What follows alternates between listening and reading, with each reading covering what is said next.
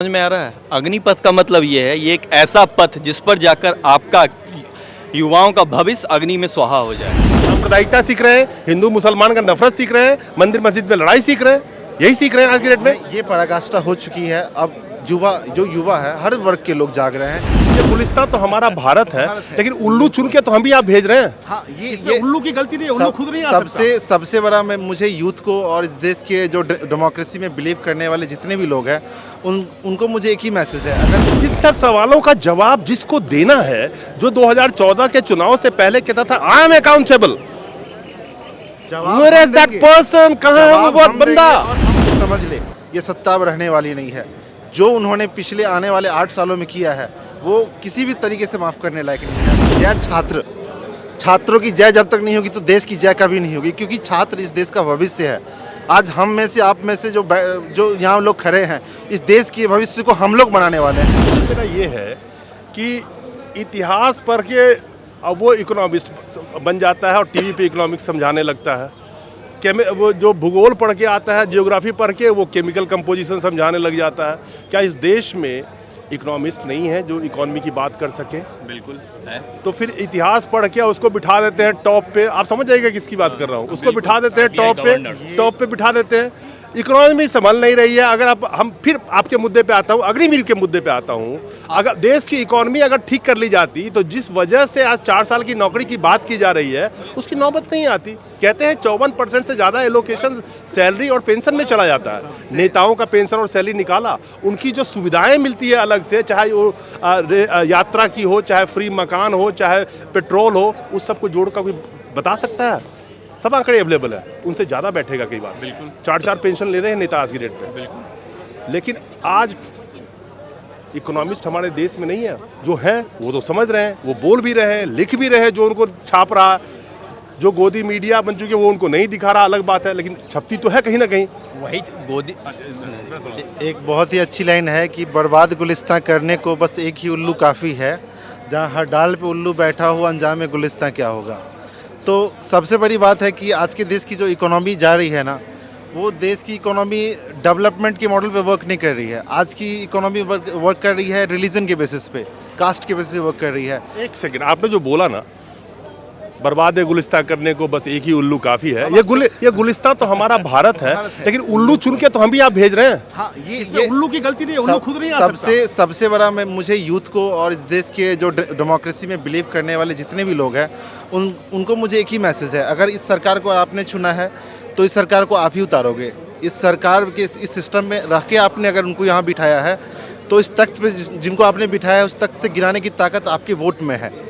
और अगर ये युवाओं की आवाज़ नहीं सुन रही है, अगर इनका मुद्दा भटक कर अगर रिलीजन पे चला जाता है, अगर ये देश के युवाओं को रोज़गार नहीं दे सकते हैं, आज जिस सेना को हम पूजते हैं, मानते हैं, जो हमारी सरहद पर हमारे देश की रक्षा करते हैं, उन सेना के को एक नेता आकर बोलता है कि हमारे बीजेपी के ऑफिस में आके हमारे यहाँ काम करेंगे, सिक्योरिटी गार्ड करेंगे। चलो काम कर भी लेंगे, लेकिन दोस्त मेरे, इस देश में आज़ादी के बाद से कभी ऐसा नहीं हुआ था कि सेना के नाम पे राजनीतिकरण किया गया था, वोट तक मांगा गया हमेशा। लेकिन इसी अग्निपथ का मतलब आपको समझ में आ रहा है। अग्निपथ का मतलब ये है, ये एक ऐसा पथ जिस पर जाकर आपका युवाओं का भविष्य अग्नि में स्वाहा हो जाए।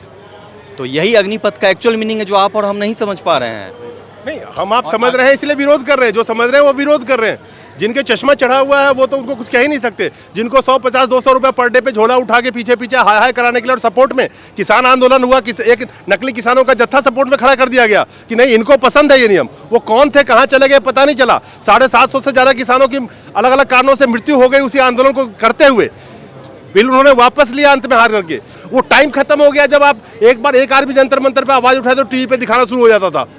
आज आप 1 लाख खड़े हो जाइए तो घुसने नहीं देंगे, और घुस के आप आवाज़ भी उठा लेंगे तो कोई दिखाने वाला होगा नहीं। बिल्कुल, वो तो अगेंस्ट खड़े हैं ना, जो मीडिया एक्चुअली ये हेडलाइन मैनेजमेंट हो रहा है। अगर हमारे देश में अगर कोई मुद्दा उठता है, किसी एक ज्वलंत मुद्दा उठता है, तो किसी एक नए आर्टिफिशियल क्रिएटेड मुद्दे को उठा के हेडलाइन को मैनेज किया जाता है कि आप उस मुद्दे को भूल जाए और आप सिर्फ हिंदू मुस्लिम के मुद्दे पे रहे, आप रिलीजन के मुद्दे पे रहे, आप कास्ट पे रहे। अगर विकास की बात हमने की तो विकास चले जाएगी बैक कॉर्नर में, और बात होगी वहाँ पे भी कि मंदिर कहाँ बनेगा और मस्जिद कहाँ बनेगा। मैं मंदिर बनाने का समर्थक हूँ, लेकिन उससे पहले आप लोगों को शिक्षा दीजिए।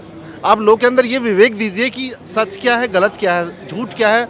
आप नेता कौन आपके लिए सही है, डेमोक्रेसी में किसे बिठाना चाहिए। अगर आप लोगों को शिक्षित ही नहीं करेंगे, लोगों को उस लायक ही नहीं बनाएंगे कि इस डेमोक्रेसी के मीनिंग को समझ सके, तो डेमोक्रेसी में रहने का कोई मीनिंग नहीं रह जाता है। ASR की रिपोर्ट की बात करें तो आज के 9th और 10th में पढ़ने वाले बच्चे जो प्राइवेट स्कूल है उनके 2nd और 3rd स्टैंडर्ड के बच्चों को कॉम्पीट नहीं कर सकते। उसका रीज़न क्या है? हम कंज्यूमरिज्म की तरफ बढ़ते जा रहे हैं, हम कैपिटलिज्म के बढ़ते जा रहे हैं। कैपिटलिज्म गलत नहीं है, लेकिन उसका किसी भी चीज़ का एक्सट्रीम होना गलत है। और ये अडानी और अंबानी को जो परिश्रम मिल रहा है बेतहाशा तरीके से, उनके लोन माफ़ हो रहे हैं, उनके कर्ज माफ़ हो रहे हैं, लेकिन किसान उधर आत्महत्या कर रहा है, स्टूडेंट उधर आत्महत्या कर रहा है, उनकी सपनों को हर तरीके से नस्तो नाबूद किया जाता है। तो मुझे ये समझ में नहीं आता है कि सरकार जो बोलती थी कि हम इस देश को झुकने नहीं देंगे, अगर युवा झुके हुए हैं, टूटे हुए हैं, मरे हुए हैं, किसान टूटे हुए हैं, जब इस देश में अगर ऐसी स्थिति आएगी तो देश झुक कैसे नहीं रहा है। मेरा एक सवाल है दोस्त, आपने जितने सवाल उठाए, इन सब सवालों का जवाब जिसको देना है, जो 2014 के चुनाव से पहले कहता था I am accountable, where is that person? कहाँ है वो बंदा? और हम कहाँ है वो बंदा? कौन जवाब देगा? देखिए, गलती Who is going to answer? जो गलती होती है उस गलती को सुधारा ही जाता है, और ये गलती को सुधार हम 2024 में करने वाले हैं। और ये मैसेज आज 3-4 लोग आप देख रहे हो, लेकिन ये मोदी जी और ये जितने भी लोग इस सत्ता में के अहंकार में बैठे हुए हैं, वो ये समझ ले ये सत्ता अब रहने वाली नहीं है।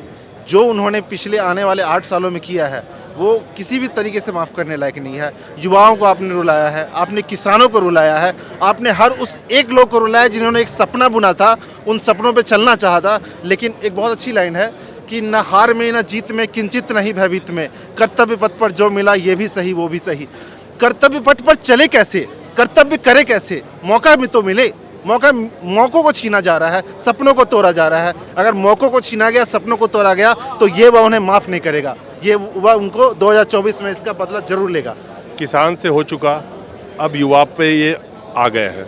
क्या लगता है कि आने वाले वक्त में जय जवान जय किसान, यानी कि जवान और किसान दोनों ही अब इनके खिलाफ है? मैं जय जवान जय किसान जय विज्ञान और एक नया वर्ड ऐड करता हूँ, जय छात्र।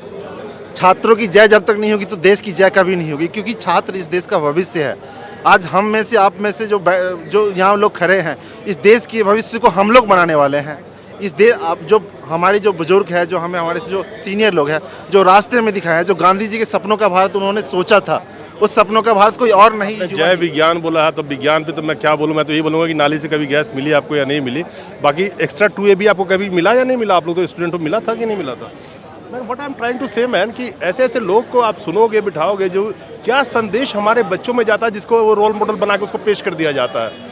बट क्या बच्चे क्या सीख रहे हैं? हमारे बच्चे यही सीख रहे हैं, सांप्रदायिकता सीख रहे हैं, हिंदू मुसलमान का नफरत सीख रहे हैं, मंदिर मस्जिद में लड़ाई सीख रहे हैं, यही सीख रहे हैं आज की डेट में। ये पराकाष्ठा हो चुकी है। अब युवा है, हर वर्ग के लोग जाग रहे हैं, किसान जाग चुके हैं, युवा उस दौर से गुजर रहे हैं, और युवा ये समझ चुके हैं कि ये सरकार युवाओं के विरोध में है, छात्रों की विरोधी है, कभी उनके सपनों को पूरा नहीं होने देगी। तो छात्रों ने मोर्चा अब संभाल लिया है। छात्र अब हर मोर्चे पर जाकर उनका विरोध करेंगे, और 2024 क्या शुरुआत अब हो चुकी है, बिगुल बच चुका है, और ये लड़ाई तब तक नहीं रुकेगी जब तक ये सत्ता परिवर्तन नहीं होगा। मेरा आखिरी सवाल ये है, विपक्ष यहाँ पे है, विपक्ष यहाँ जंतर मंतर पे है, कल भी थी, क्या विपक्ष इसको टूल बना सकती है कि क्यों नहीं छाती ठोक के वो वादा करती है कि ठीक है ये 4 साल के लिए करेंगे, 2024 2 साल बाद आने वाला है, मैं उसको कैंसिल करके सबको जो फुल नौकरी मिलनी चाहिए 58 की एज तक या जो भी उसकी लिमिट है उतना दूंगा। ये कहने में क्या जाता है विपक्ष को? अभी से वादा करने में क्या जाता है ये बताइए। मेरा ये कहना है कि जो आज विपक्ष है वो कल पक्ष बनेगा, वो सत्ता में जाएगी। प्रॉब्लम ये है कि सब अब जब सत्ता जब भी लोगों के हाथों में आती है ना, तो लोग टेकन फॉर ग्रांटेड लेना स्टार्ट कर देते हैं कि जिन्होंने उनको चुनकर बिठाया है वो अपने आप को राजा समझने लगते हैं। लेकिन डेमोक्रेसी में राजा नाम की कोई चीज़ नहीं होती है। आप जनप्रतिनिधि हो, लेकिन जनता की आवाज़ वहाँ तक लगता है पहुँच नहीं पाती है। तो हमें अब आने वाले समय में ये सिस्टम डेवलप करना होगा कि किसी भी पक्ष के लोग हो, चाहे आप बीजेपी के हो, कांग्रेस के हो, किसी भी पार्टी के हो, लोगों से आपका कनेक्शन जिस दिन टूटेगा उस दिन आप नीचे आओगे, और वैसे जो लोग जाएंगे जिनका लोगों से जनसंचार जनसंपर्क हमेशा इस्टेब्लिश रहेगा। अभी मैं देख रहा था, अभी इन्होंने एक कानून लाया है जिस कानून के तहत में फर्जी विज्ञापन जो देते हैं, जिसमें भ्रामक वादे किए जाते हैं, कहते हैं उस पर कार्रवाई होगी। क्या जो स्लोगन्स बनाए जाते हैं, जो वादे, जो मैनिफेस्टो बनाए जाते हैं, जो वादे करके लोग भाग जाते हैं, भूल जाते हैं, उस पर कार्रवाई नहीं होनी चाहिए। कार्रवाई कौन करेगा? कार्रवाई करने वाले जितने भी सिस्टम है उन सबको तो मैनिपुलेट किया गया है। जितने भी इंस्टीट्यूशंस हैं आज के डेट में, मैं सुप्रीम कोर्ट को तो डायरेक्टली नहीं कहूँगा क्योंकि एक हद तक आज वो है जो हमारे देश में डेमोक्रेसी को सेव करके रखी है, लेकिन कई मायनों में हमें उनके फेवर्स को देखकर ऐसा लगता है कि कहीं ना कहीं थोड़ा ना थोड़ा उनके अंदर अलाइनमेंट गवर्नमेंट की तरफ होता है। हम भी के कोर्ट में, सुप्रीम कोर्ट में बहुत सारे केसेस, 3 केसेस हम लड़ चुके हैं इस पर्टिकुलर मूवमेंट के लिए, लेकिन सुप्रीम कोर्ट ने अगर थोड़ा सा भी अगर एक विजडम आर्टिकल 142 का यूज़ किया होता तो आज तक हम रोड पे नहीं खड़े होते। आज हमें हमारी बातें सुन होती। आप इलेक्शन कमीशन की बात कर रहे हैं, आप चीफ इंफॉर्मेशन कमिश्नर की बात करें, सब में सरकार ने अमेंडमेंट इस फॉर्म में ला दिया है कि उनके जितने भी हेड हैं सब मैनिपुलेट किए जा सकते हैं। उनके सैलरी, टर्म्स, कंडीशंस इस तरह से बनाए गए हैं कि आपको मैनिपुलेट किया सकता है। गवर्नमेंट के हिसाब से आपको चलना पड़ेगा। तो बात है कि जब तक इन संस्थाओं को आप निष्पक्ष रूप से वर्क नहीं करने देंगे तब तक इन संस्थाओं का मैनिपुलेशन होगा और तब तक लोगों की बात कभी नहीं पहुंच सकेगी। हमारी शुभकामनाएं इनके साथ है। मैं चाहूँगा कि इनकी लड़ाई ये जीते।